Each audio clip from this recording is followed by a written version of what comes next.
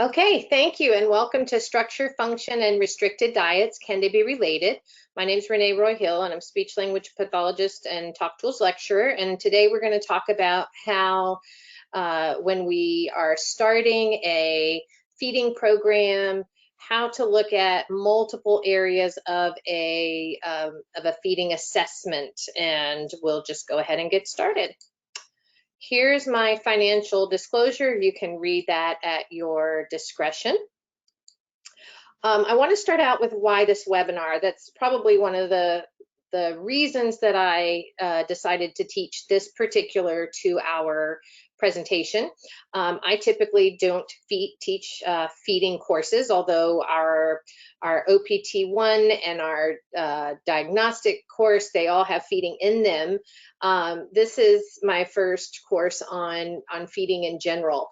At Talk Tools, Lori Overland has been teaching our sensory motor approach to feeding, which is an excellent class and probably the basis of everything I do, but its function is for primarily the birth to 5 population. Although if we think about the things she teaches us for birth to 5, that they can all be applied as we get older. So some of the reasons that I wanted to do this webinar is number one, there's a gap in education for older clients with feeding and swallowing dysfunction.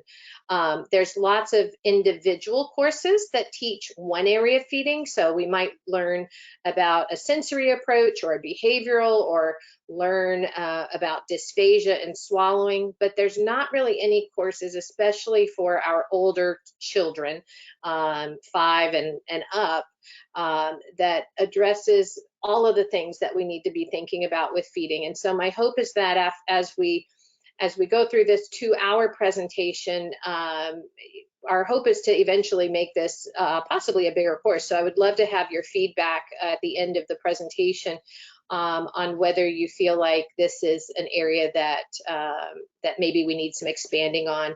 I've been working with Colette Ellis, who is our dysphagia instructor at Talk Tools, and she's kind of felt the same way, is that people in dysphagia are good at dysphagia, and they don't have a lot of education in the oral side of things, and then vice versa. And hopefully by the end of today, we'll bring that together a little bit and see the need for having a really good understanding across all dynamics of feeding. I also want to include in this particular feeding course how structural deficits can play a major role in the assessment and treatment process for clients with restricted diets, which is sometimes missed unless we're looking at the swallowing side of things. Often not part of a sensory approach or a behavioral approach or even a motor approach. So I just want to make sure we're addressing those things as well. And then looking at oral motor function and how we can assess that, and why we should be assessing motor function with the foods that they will eat, and how that might impact how we choose foods in our feeding program. So hopefully by the end of the day, we're kind of we'll have looked at all of those things and pulled some of these things together. So we want to start out with the fact that feeding is complex. We want to think about feeding not just as the sensory side of things and the motor side of things, but the swallowing sides of things as well. It all interacts together. Eating and swallowing involves volitional and reflexive activities of more than 30 nerves and muscles, and that's many compared to some other motor activities that we do. So there's a lot involved in eating and swallowing. The movement of the food in the oral cavity differs between eating solid food and drinking liquids, and we want to keep that in mind as well. So one of the first things we're going to do is go through what does swallowing look like, so that we have just that idea in our mind. When I was looking up on the ASHA website, because I like to start there on what ASHA says we should be doing with eating, they basically have one definition that has everything grouped together. So as I was looking, I found pediatric feeding disorder, because we're really talking about children through adults as well.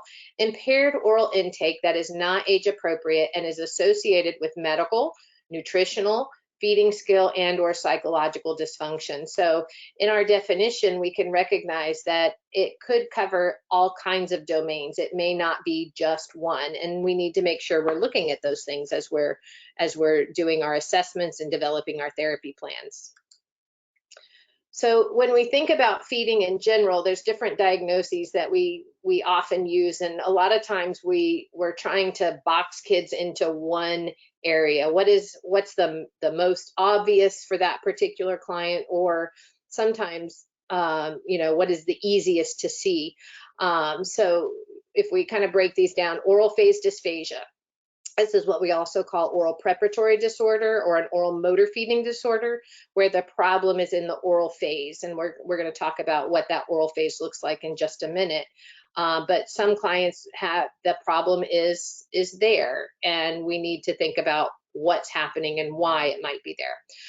Also have the pharyngeal phase of dysphagia. So when we think about as we initiate the swallow, what happens from there down.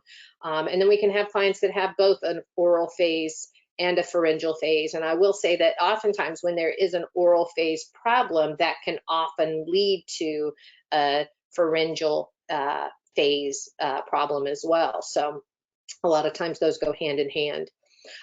Sensory feeding disorders. A lot of times we're looking at a feeding problem, and that's what we call it, a sensory feeding disorder based on certain characteristics, and we'll talk through those characteristics in just a little bit. Behavioral feeding disorder, kids who just simply refuse to eat anything.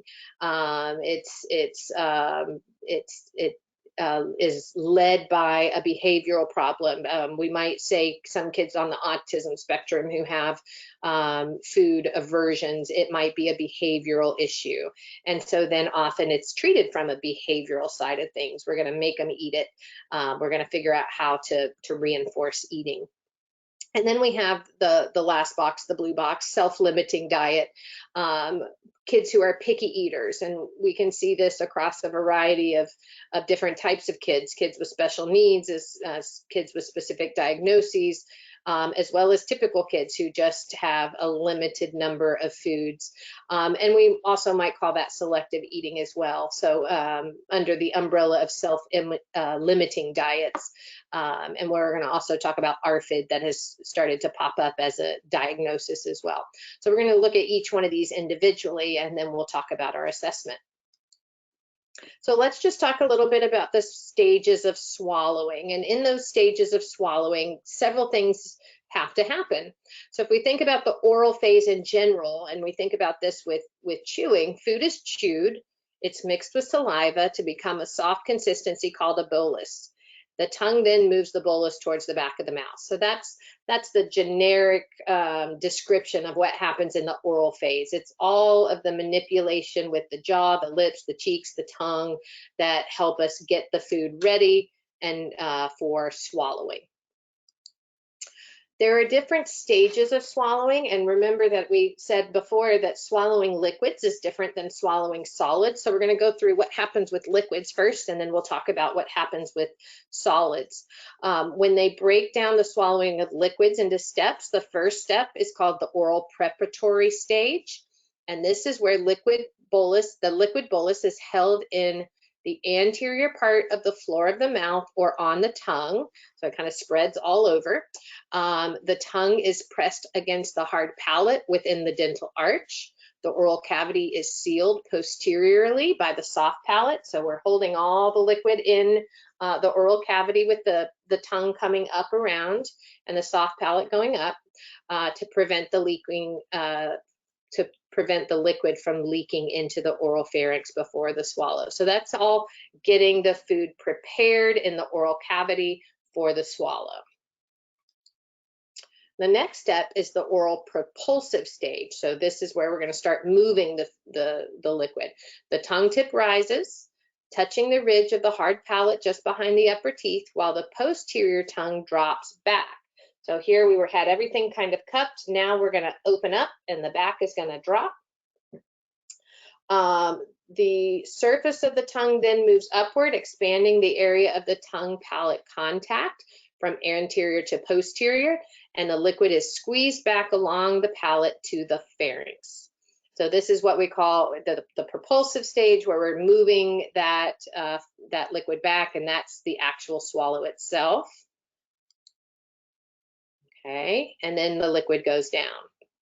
Now, when we start to think about swallowing solids, there's a little bit extra that has to happen. And one of the extra stages is stage 1, called transport. And so this is where, when we take a bite of something, food enters the mouth, we take a bite, and the tongue carries the food to the post-canine region, the back molars, and rotates laterally. So we've got lateralization, placing the food on the tooth surface for processing. So the transport is just getting the food to the molar ridge, where eventually we're going to chew it. And a lot of our clients that we work with have difficulty with that transport if you're working with kids who have oral motor dysfunction, and we'll talk about that in just a second.